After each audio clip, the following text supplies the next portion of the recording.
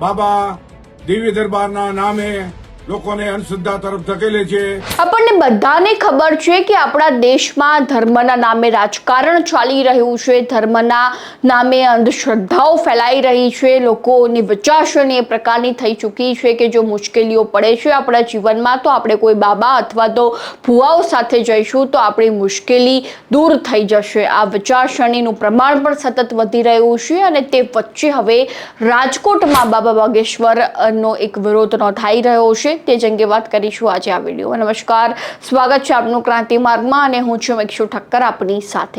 આપણને બધાને ખબર છે કે બાબા બાગેશ્વર તેઓ એક સભા યોજતા હોય છે, એ સભામાં જેટલા પણ લોકો પોતાની મુશ્કેલીઓ લઈને આવતા હોય છે તેની એક બાદ એક ચિઠ્ઠીઓ લેવામાં આવતી હોય છે। એ ચિઠ્ઠીઓમાં જે પણ લોકોની મુશ્કેલીઓ હોય તેઓ બાબા બાગેશ્વર ત્યાં એ જ સ્થાન પર તેમની મુશ્કેલીઓ દૂર કરી દેતા હોય છે અને તેને લઈને તેઓ અત્યંત પ્રખ્યાત પણ થઈ ચૂક્યા છે અને તે વચ્ચે હવે જ્યારે રાજકોટમાં રેસકોર્સ મેદાન ખાતે બાબા બાગેશ્વરની એક મોટી સભા યોજાવા જઈ રહી છે, તેની પૂર્વ તૈયારીઓ પણ થઈ રહી છે અને બીજી બાજુ જે રીતે વાત કરવામાં આવે તો વિજ્ઞાન જાથાએ એ સભાને લઈને વિરોધ નોંધાવ્યો છે, જેમાં વિજ્ઞાન જાથા સાથે જોડાયેલા એડવોકેટ જયવંત પંડ્યાએ વિરોધ નોંધાવતા કહ્યું છે કે બાબા બાગેશ્વર જો ખરેખર અંતર્યામી હોય, ખરેખર ભગવાનનું સ્વરૂપ હોય તો એવા ઘણા કિસ્સાઓ છે, એવા ઘણા કેસો દેશમાં બની રહ્યા છે, ગુજરાતમાં બની રહ્યા છે કે બાળકીઓ ગુમ થઈ રહી છે, કોઈક કેસ સોલ્વ નથી થઈ રહ્યો તો ખરેખર જો બાબા બાગેશ્વરમાં એટલી જ તાકાત હોય છે, દિવ્ય દ્રષ્ટિ છે તો તેઓ આ કેસ સોલ્વ કરીને કેમ નથી બતાવી રહ્યા। એટલે બાબા બાગેશ્વર એક અંધશ્રદ્ધા ફેલાવી રહ્યા હોય તે રીતની વાત આ એડવોકેટ દ્વારા કરવામાં આવી છે। તો આ મુદ્દે જયવંત પંડ્યા શું કહી રહ્યા છે એકવાર તેમની પાસેથી સાંભળી લો। રાજકોટમાં જૂન માસના રેસકોર્સના મેદાનમાં બાબા બાગેશ્વર ધીરેન્દ્ર શાસ્ત્રીનો દિવ્ય દરબારનું 3 દિવસનું આયોજન છે।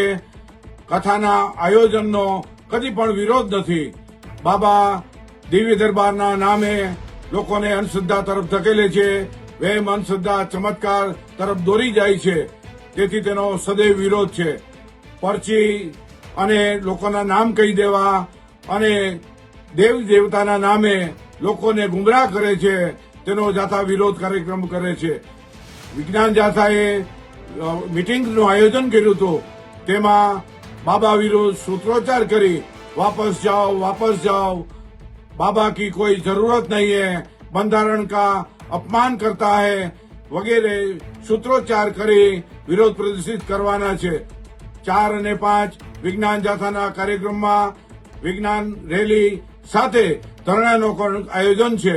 તેમાં બાબા જે ખલનાયક છે અને કથાવાચક નથી કે પોતે સંત પણ નથી, તેનું વર્તણૂક વિવાદાસ્પદ રહ્યું છે।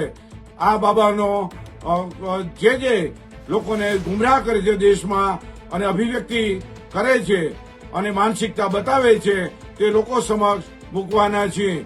વિજ્ઞાન જાથાએ સૂત્રોચ્ચારનો કાર્યક્રમ રાખી વિરોધ પ્રદર્શિત કર્યો છે। વિજ્ઞાન જાથા દેશવાસીઓને વિનંતી કરે છે પોતાના ગામમાં કાયદાની મર્યાદાની અંદર બાબા બાગેશ્વર વિરુદ્ધ સૂત્રોચ્ચાર કરી સોશિયલ મીડિયામાં પોતાનો અભિવ્યક્તિ અને પોતાનો વિચાર રજૂ કરે તેવી પણ આહવાન કરી લોકોને અપીલ કરે છે।